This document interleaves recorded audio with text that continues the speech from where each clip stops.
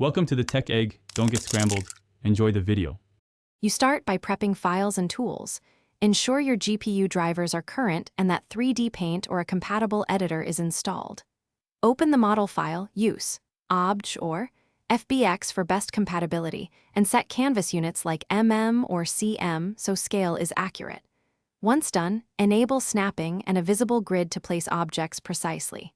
This prevents scaling errors later and speeds sculpting. Make sure autosave is on so you don't lose quick iterations.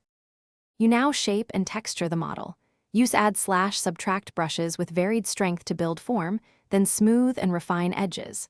Once the silhouette is right, apply materials. Set base color, roughness, and metallic values to control light response, and layer up to 4 texture passes for detail. Make sure to unwrap UVs cleanly so textures map without stretching.